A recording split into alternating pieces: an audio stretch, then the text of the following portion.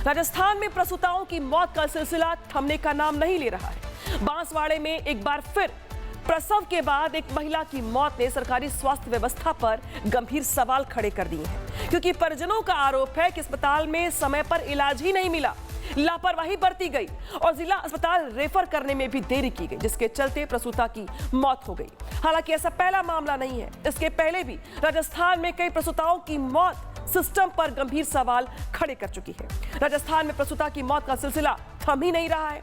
अब ये पूरा मामला क्या है समझाते हैं आपको। देखिए, राजस्थान में एक प्रसूता की और मौत हो गई है।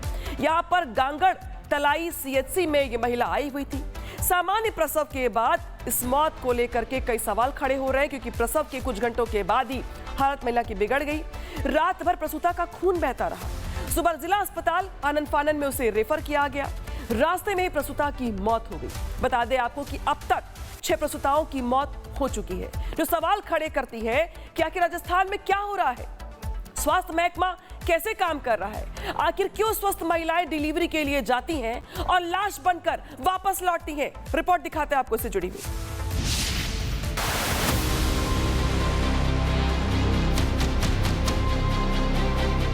प्रसूता की मौत, जिम्मेदार कौन? नॉर्मल डिलीवरी तो फिर कैसे हुई मौत? 1 2 नहीं, 6 प्रसूताओं की मौत। राजस्थान बीते कई महीनों से प्रसूताओं की मौत की वजह से चर्चा में बना हुआ है, जहां हर हफ्ते किसी न किसी लापरवाही की वजह से जननी की मौत हो रही है। कभी खून की कमी से, तो कभी इन्फेक्शन से, तो कभी वक्त पर इलाज नहीं मिलने की वजह से। कुछ ऐसा ही मामला बांसवाड़ा जिले के तेजपुरा गांव से आया, जहां 23 साल की सरला को प्रसव पीड़ा होने पर गांगड़ तलाई सामुदायिक स्वास्थ्य केंद्र में भर्ती कराया गया था। रात 12 बजे सामान्य प्रसव से उसने एक प्यारी सी बच्ची को जन्म दिया, लेकिन कुछ ही घंटों बाद उसकी तबीयत बिगड़ने लगी। हालात गंभीर होने पर उसे जिला अस्पताल रेफर कर दिया गया, लेकिन अस्पताल पहुंचने से पहले ही रास्ते में उसकी मौत हो गई। इस घटना के बाद जिले में हाल के दिनों में प्रसूता मौतों की संख्या 6 तक पहुंच गई है। अचानक तो समीक्षा ब्लड से भी हो गया और डॉक्टर और नर्स की लापरवाही रही। अस्पताल में स्टाफ था पर वह मौके पे नहीं था, बुलाने गए तो वो नहीं आए और उनकी तरह से लापरवाही रही। मृतका के परिजनों का आरोप है कि प्रसव के बाद लगातार खून बह रहा था और सरला की हालत बिगड़ती जा रही थी। उनका कहना है कि कई बार ड्यूटी पर मौजूदा स्टाफ को बुलाया गया, लेकिन समय पर कोई चिकित्सकीय सहायता नहीं मिली। यही नहीं, परिजनों का आरोप है कि गंभीर स्थिति के बावजूद ना तो समय रहते इलाज किया गया और ना ही समय पर उच्च केंद्र रेफर किया गया। उनका कहना है कि अगर इलाज में देरी नहीं होती तो सरला की जान बच सकती थी। लगातार सामने आ रहे प्रसूता मौत मामलों ने जिले की सरकारी स्वास्थ्य व्यवस्था को कटघरे में खड़ा कर दिया है। अस्पतालों में स्टाफ की कमी और समय पर इलाज नहीं मिलने के आरोप पहले भी लगते रहे हैं।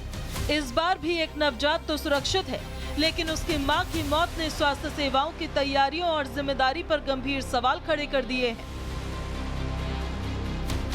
वहीं पुलिस का कहना है कि परिजनों ने अस्पताल स्टाफ की लापरवाही का आरोप लगाया है और पूरे मामले की जांच की जा रही है। भर्ती के बाद में उसको वहाँ डिलीवरी के बाद में ब्लडिंग चालू होने से रेफर कर दी गई थी बांसवाड़ा, जिसको ला रहे थे रास्ते में और भर्ती हो गई तो आयो भिजवाए। हालांकि लगातार हो रही प्रसूताओं की मौतों ने ये सवाल जरूर खड़ा कर दिया है कि आखिर सरकारी अस्पतालों में प्रसूताओं की सुरक्षा और समय पर इलाज सुनिश्चित करने की जिम्मेदारी आखिर कौन निभाएगा और कब तक इसी तरह प्रसूताओं की मौत होती रहेगी। इन मौतों की जिम्मेदारी किसकी होगी और कब अस्पताल प्रशासन इन मौतों पर लगाम लगा पाएगा। Bureau report, Republic Bharat. तो प्रसूताओं की मौत ने स्वास्थ्य विभाग की कारगुजारियों पर सवाल खड़े कर दिए हैं, लेकिन कुछ सवाल रिपब्लिक भारत के भी हैं राजस्थान के स्वास्थ्य विभाग से। सवाल यहां पर यह है कि प्रसव के बाद भला हालत क्यों बिगड़ी महिला की, समय पर इलाज महिला को क्यों नहीं दिया गया, रेफर करने में इतनी देरी क्यों की गई अगर पहले हालत खराब हो रही थी तो। स्टाफ की कमी की वजह क्या यहां पर प्रसूता की मौत की वजह बनी? आखिर प्रसूता की मौत की जिम्मेदारी किसकी है? ये सवाल खड़े होते हैं, क्योंकि यहां पर ऐसा पहला मामला नहीं है। इसके पहले भी ऐसे कई मामले सामने आए हैं जहां पर प्रसूताओं की मौत हुई है स्वास्थ्य विभाग के लापरवाही की वजह से। हालांकि ये हाल सिर्फ राजस्थान का नहीं है, यूपी में भी कुछ ऐसा ही मामला सामने आया है। पीलीभीत में इलाज के नाम पर मरीजों की जान से खिलवाड़ का खुलासा हुआ है। एक अनपढ़, एक हाई स्कूल पास और एक 12वीं पास, तीनों जालसाजों ने मिलकर बारात घर को ही मौत का अड्डा बना दिया और मरीजों की जिंदगी से खिलवाड़ करने लगे। जब इसका खुलासा हुआ तो हर कोई हैरान रह गया। पूरा मामला क्या है समझाते हैं आपको स्पेशल रिपोर्ट के जरिए।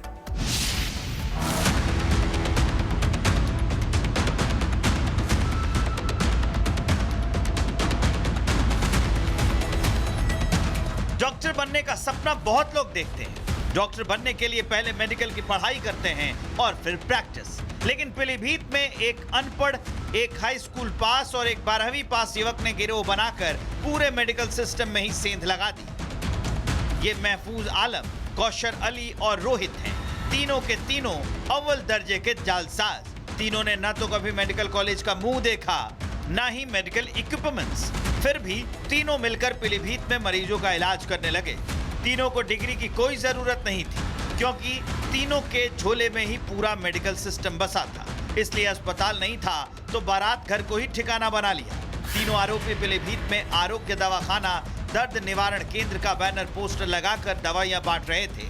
पुलिस ने तीनों को गिरफ्तार कर लिया है। आरोपियों के पास से भारी मात्रा में एलोपैथिक और आयुर्वेदिक दवाइयों का जखीरा मिला है। क्या क्या दवाई दे रहे हो यहाँ पे? पहले मास्क पढ़ाइए। आयुर्वेदिक दवाई है सर सब? मैं आया हूँ डॉक्टर साहब की एक्सीडेंट हो गया इसलिए सर। अच्छा, कहाँ रहते हैं आप?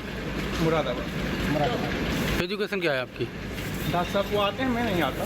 मैं तो आज उनकी जगह खाली आ गया दवाई देने। तो उनकी जगह पे आ रहे हो, जब आपको ज्ञान होगा दवाई देने का तभी दे रहे हो? एकदम कंपाउंडर उनका बस। तो दवाई तो आप दे रहे हो, मरीज को सबको दवाई दे रहे हो, सबकी परेशानी पूछ रहे हो, कंप्यूटर भी चल रहा है, सब हो रहा है। पर्ची पे दवाई दे। सवाल ये है कि गिरोह किसकी शय पर दवाइयां बांट रहा था? मरीजों की जान के साथ खिलवाड़ क्यों किया जा रहा था? काय की दवाइयाँ दी जा रही? दर्द की दवाई, काय की दर्द? आयुर्वेदिक, किसी भी प्रकार का दर्द हो कमर में, घुटनों में। आपका नाम क्या है? कौशर। क्या एजुकेशन है आपकी? मेरी कुछ नहीं है सर, मैं वैसे ही कंपाउंड्री कर रहा हूँ, मैं रह रहा हूँ इनके पास। डॉक्टर की अनुपस्थिति में आप दवाई दे रहे हैं? जी। दरअसल पूरे मामले का खुलासा संदिग्ध कार की चेकिंग के दौरान हुआ है। चेकिंग के दौरान पुलिस ने गाड़ी से भारी मात्रा में दवाइयों का जखीरा बरामद किया था। कार में बैठे लोगों से दवाइयों के बारे में पूछताछ की तो पता चला कि डॉक्टर अनस मलिक के नाम पर मरीजों को दवाइयां बांटी जा रही थी। लेकिन मौके पर ना तो कोई रजिस्टर्ड क्लिनिक मिला और ना ही कोई डॉक्टर मिला, तो सिर्फ मेडिकल के नाम पर टोटल फर्जीवाड़ा। Bureau report, Republic Bharat.